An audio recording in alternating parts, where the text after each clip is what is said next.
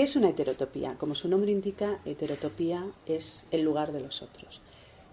Este término fue acuñado, o mejor dicho, trasladado a las ciencias sociales por Foucault en los años 60 del pasado siglo. Era un término que se usaba habitualmente en Francia a partir del siglo XIX para designar a los órganos internos que de pronto estaban en un lugar poco habitual.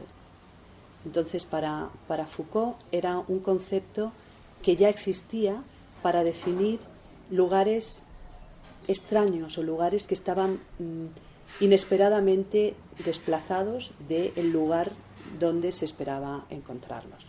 Decidió comenzar con este concepto después de leer un texto de Borges, un texto en el que Borges señalaba qué términos había en la enciclopedia china de un emperador. Los términos en esta enciclopedia eran organizados de una manera, digamos, serial, pero esta organización no tenía que ver con una estructura lógica secuencial. Me explico.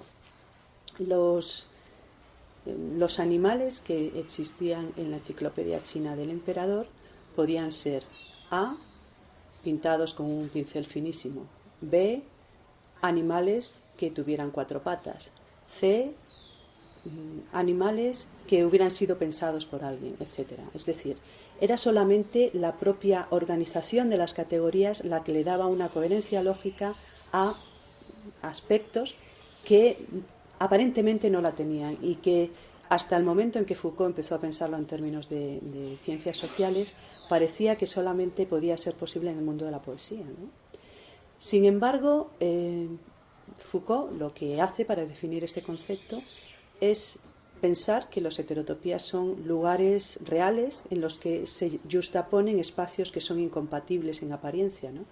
Por ejemplo, esta idea de Foucault también tiene mucho que ver con las reminiscencias surrealistas, ¿no? Cuando se consideraba que el arte tenía mucho que ver con el azar de los objetos encontrados juntos en un mismo lugar. O sea, Marcel Duchamp, por ejemplo, pues hablaba de cómo pues en una mesa de cirugía podía haber un paraguas y otro objeto, y el hecho de encontrarlos juntos significaba también una apuesta artística, ¿no? El momento de las performances en que objetos de distinta procedencia se encuentran, ¿no? Realmente esta inspiración de Foucault no es muy alejada del propio concepto de Borges, ¿no? Si nosotros exploramos cualquier realidad de nuestras ciudades, de nuestros pueblos, de cualquier territorio en el que haya convivencia social, nos encontramos que podemos hacer la misma clasificación que Borges. Si uno está en una ciudad, podríamos decir que en la ciudad hay A, templos. ¿Qué son los templos? Pues los templos son lugares donde las personas hablan con un ser al que llaman Dios, al que le piden cosas y esperan que les conteste. B, cementerios. Los cementerios son lugares donde los vivos van de paso y los muertos se quedan. C, lugares a los que no se puede ir de noche. D, lugares donde solamente pueden transitar los autos. O D, lugares donde solamente pueden ir las personas.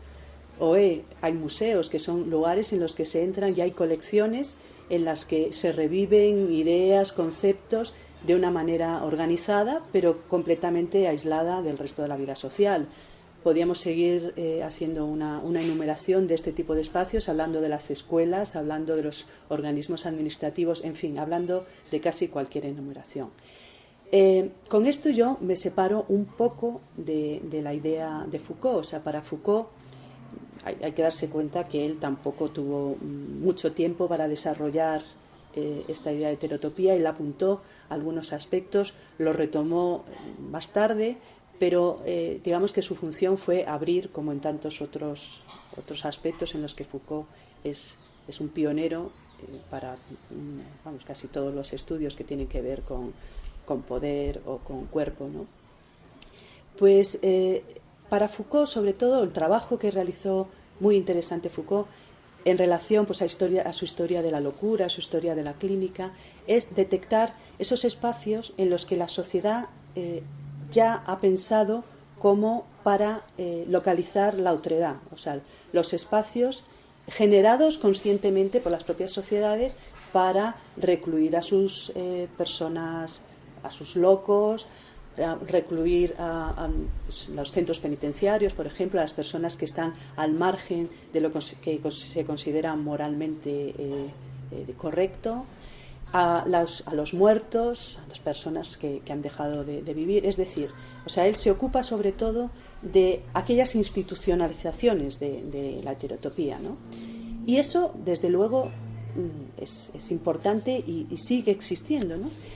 Pero yo creo que en el mundo fluido en el que nos encontramos hoy, el mundo fluido de las ideas, es el mismo mundo, ¿no?, de Foucault, es imposible pensar este tipo de cosas sin pensar en lo que Foucault pensó. Es decir, el pensamiento Foucaultiano ya nos ha imbuido de tal manera que es imposible pensar en estas cosas igual que las pensó Foucault, porque su pensamiento está también en nosotros.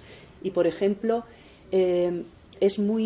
para mí es muy determinante el que ya las fronteras entre los mundos de los otros y los mundos de los nosotros se han diluido, ¿no? O sea, realmente en la vida social contemporánea estamos constantemente transitando los mundos de los otros, ¿no?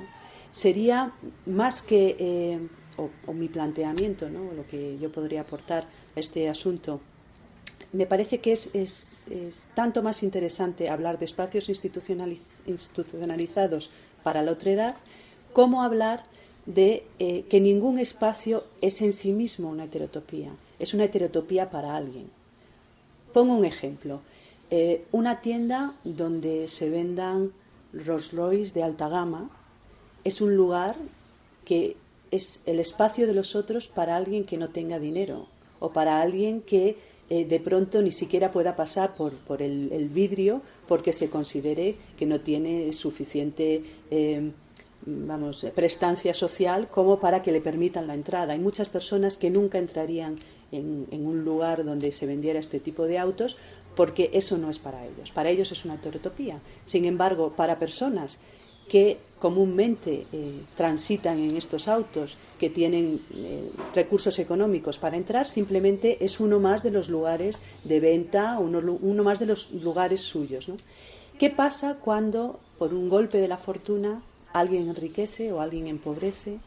Cuando de pronto hay un conflicto armado y se desplazan esos autos, ya no se venden más. Bueno, pues que lo que hasta hace poco tiempo para un grupo era una heterotopía se convierte en algo del mundo de nosotros. Es decir, que las heterotopías no solamente son espacios estancos que permanecen para siempre, ¿no?, sino que son espacios que se montan y se desmontan según las circunstancias sociales. Esto es muy interesante y permite trabajar sobre algunas condiciones sociales que tienen que ver con el territorio si empezamos a utilizarlo para trabajar sobre aquellos territorios en los que ha ocurrido una catástrofe.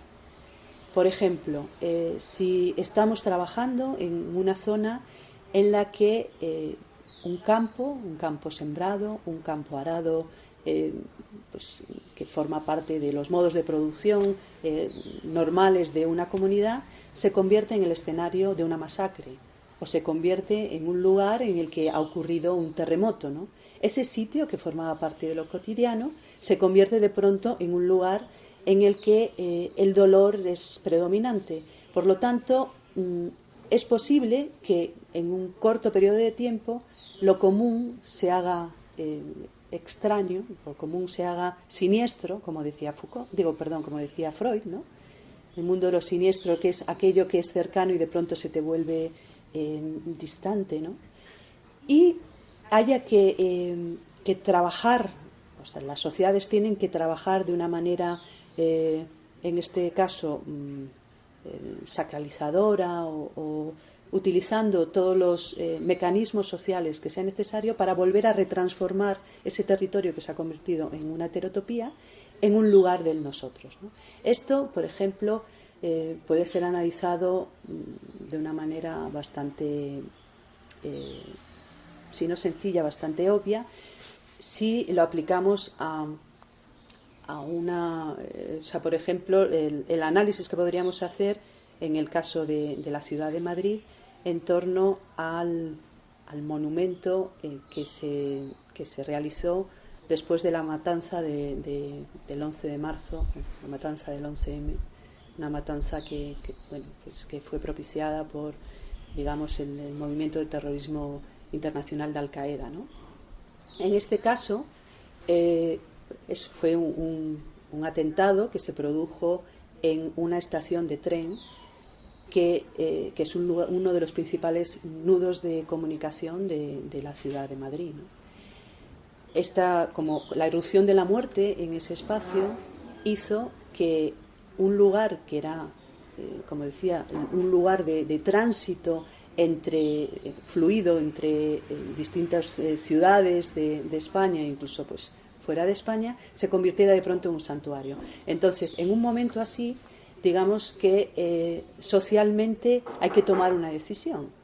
O bien se transforma el espacio en un santuario, o bien se intenta eliminar el santuario para volver a reconvertirlo en un nudo de comunicación. Porque digamos que la condición de las heterotopías es también que se trata de territorios emocionalmente diferentes. O sea, uno podríamos decir que es casi como un marcador. Cuando uno se está acercando a un lugar heterotópico, hay una modificación de las emociones. Igual puede ocurrir en una iglesia, igual puede ocurrir en un museo, se cambia la actitud, se cambia la gestualidad, se cambia el modo de hablar, se baja la voz o se sube la voz, dependiendo de dónde estemos operando, ¿no?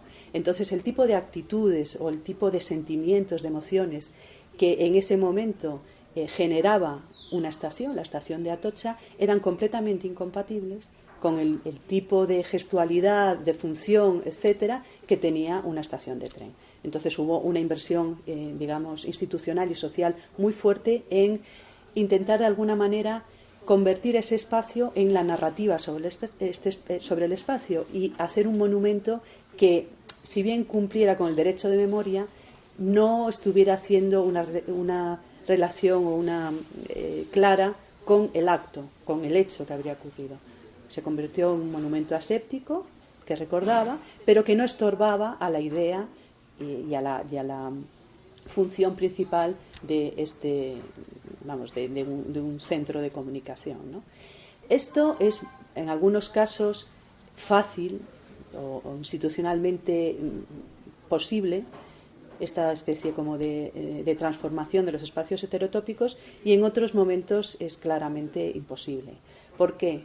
Porque realmente para que un lugar que se ha convertido en heterotopía pueda cambiar, tiene que haber un consenso muy grande entre las sociedades o los actores sociales que se acercan a él para que esa heterotopía se transforme.